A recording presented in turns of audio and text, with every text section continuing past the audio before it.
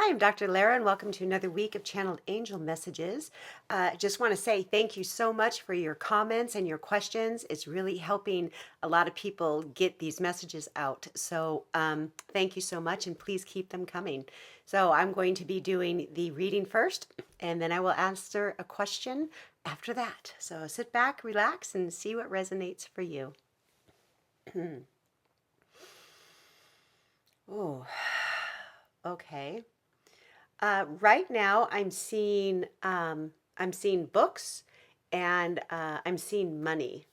Okay, so that they're telling me that what this represents is your knowledge um, in exchange for money. So this is about employment, self employment. Maybe you are thinking about going into your own business, or maybe you're a light worker and want to start a business. They're saying that now is a really good time to start thinking about that. Or if you've been thinking about it, it's a good time to take action. Wherever your step is, whatever your next step is, whether it is asking the question, what am I here to do? Or how can I get this out? Or what's the next step in expanding my business? Whatever it is, now's a good time to do that. They're showing me standing on a cliff, and they're saying it might take a leap of faith, because what is happening with our consciousness, with our awareness on the planet, a lot of people are realizing that we have been conditioned to think certain things, particularly with being a light worker, money, and employment. And we have been presented with some very limiting beliefs about those things. Like if you're a healer or a musician or an artist, that you can't really make a good living. And that has been planted into our consciousness, because those things of being creative and playing music and doing your artwork and your creative expression, those are all ways, they're all roads to your success. They're all roads to your freedom, to your happiness. And that has been closed down because we have been taught you need to think with your mind, you need to go into a practical job, all of those things that we've been taught. But what's happening is that on this planet now, people are understanding that there's a different consciousness coming in, a different awareness. And this is leading us towards self expression and authenticity. And what they're showing me is that the more that you're able to be who you truly are, to show up, not just in employment, but in your relationships, in your friendships with your spouse, with your kids, with your parents, the more that you can authentically show up, the more your light is going to shine. And they're showing me, like, oh, I can hear it, like, well, those people aren't safe. Well, okay, if they're not safe, for you to show who you authentically are, then you don't need to. Okay, either people can see your light, or they're afraid of your light. And if you are in a situation where you feel like being your authentic self is not a safe space, then you don't need to do that, because you don't need to fall into a pit where there's a snake, right? You can walk around it. But what they are saying is that when you have more of a creative expression, when you do things that you like to do, maybe it's gardening, maybe it's painting, maybe it's going out and talking to people, maybe it's being in nature. The more that you are able to do things that you love to do, the happier you're going to be, and that raises your frequency. And when your frequency is at a certain, at that level or a higher level, it is open to you receiving ideas, creative ideas, inspiration, which are whisperings from our soul. But when we are in a place of worry and stress and, confining ourselves into this old matrix, we have our head down and our eyes shut, and our body is like this, and all of these creative ideas are up here, but they can't get in because we're so worried about something else. So if you want your life to shift, if you find yourself in a tough space, in you feel like you're stuck, or your emotions are heavy, or whatever it is, you can shift that by shifting your physical state. First, going out for a walk, shutting off the TV, putting down the phone, doing something different. So listening to music, listening to uplifting music, maybe reading a book that is inspiring. So there's things that you can do to get yourself out of that state. And they're showing me money again. So when you get into this space of doing things that you love, that also creates different forms of abundance and prosperity, and that can flow in and through you. Okay? And so that's like the first part of the message, those two messages. So you can start doing your work at whatever capacity that you're at. The more creative you get, the more abundance and prosperity are going to flow through you. Okay.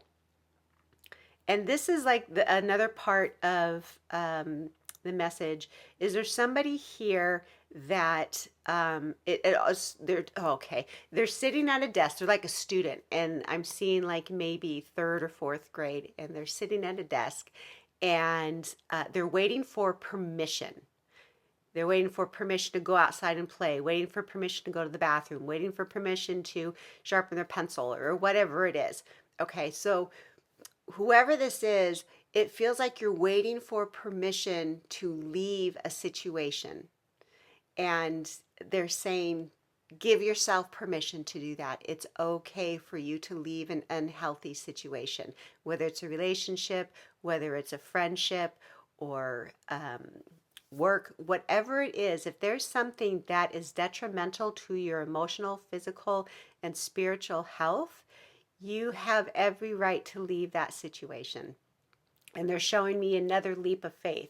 So it might be scary to leave something because you don't know what's going to be headed up ahead of you, right? You don't know what's going to be in front of you. But it could be so much better than where you're in now. And they're just saying when that pain gets to be greater than your fear of the future, then you will be able to make that leap. Okay, so if you find yourself not ready to leave a situation, ask for help, ask for guidance, ask for the confidence and courage to be able to move forward into the future. Ask for the knowing that whatever is going to happen, it's going to be a good thing for you. Okay, because nothing is holding you back except the fear that you have about what is in front of you. Okay, so those are the messages for today. And I have a question that somebody had sent in, so I'm going to read it. And it says, do we have angels assigned to us? And do they speak through people? Okay, so let me just kind of tap into that and let's see what the angels have to say. Before I get into that, I just want to say that whatever it is that comes through, it's your choice whether you want to resonate with it or not. If it resonates with you, great. If it doesn't, that's fine too. Everybody has their own truth. Everybody has their own understanding. And this is the questions that I'm asking, and this is what's coming through. So if it resonates with you, great. If it doesn't, that's okay too. Okay. Okay, so then, okay. I'm calling them in here for this question. Okay, what they're telling me is that the constructs of angels has been tied to religion for whatever reason. And it's time that they want to be viewed kind of in a different way. The angels, they're an energy. They're kind of like a ethereal energy, and it's not like they are in a form like us, and they don't have like specific names or specific people that they're assigned to. They have come here. They've been here for many millennia watching over humanity, and that's kind of their assignment, is to watch over humanity. And and they are saying yes, that there are angels that surround each human. Okay, but they're not assigned, if that makes any sense. But their job is to watch over humanity. Um, and you can meet your angels, and they're kind of chuckling at this one because, a lot of times we put names to the angels because that's what our mind has to do.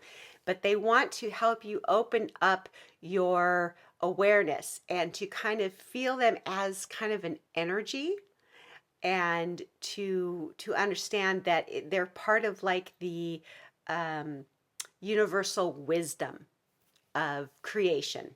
Okay, everything is. um, and what they're saying too is that they do speak through other people. They speak through you. They speak through me. They speak through music. They speak through words. So, for instance, if you're having a conversation with somebody and they say a phrase, that could be a whisper that the angel has said to that person so you can hear it. Or maybe you're having a conversation with somebody and something flies out of your mouth and you're like, gosh, where did that come from? Or you have an idea or an inspiration to say something, and that could be a whisper from that angelic energy as a message for the other person. Or maybe you are sad or lonely, and you're driving in the car and a song comes on and there's lyrics from a song that helps you get through something, or it helps see you in a different light, or it brings a smile to your face. That's the energy. That's what they're here to do, is to help move you along in a path of joy and of happiness. Okay, so they're here to assist us. They want to say that they cannot interfere with your free will. No entity can.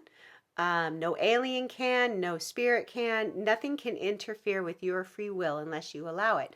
So they are assigned to you, and oftentimes, if there is a problem, like if you are going to get in a car accident that is not in your timeline, if you're in danger, they will come in and assist if it's a life or death situation. So that's the only time that they will assist, is if your life is in trouble. But if you do want help, you can ask them, and then they can come in and help you. They're always here guiding us. It's up to us if we want to hear what it is they have to say. And oftentimes they're chuckling because we hear them, but we don't follow the guidance. They can't make us. That's our free will. That's our choice. So other ways that they can speak to us through numbers. There's the 444, the 1111, the 555. All of those are numbers. So if you're seeing these numbers frequently, there's a message there. So if you are seeing that, just sit and ask, what is it you're trying to tell me?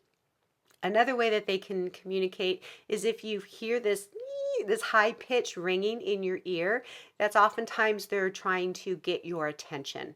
So when that happens to me, I stop and I listen. So, okay, what is it you're trying to tell me? And it could just be like a fleeting thought.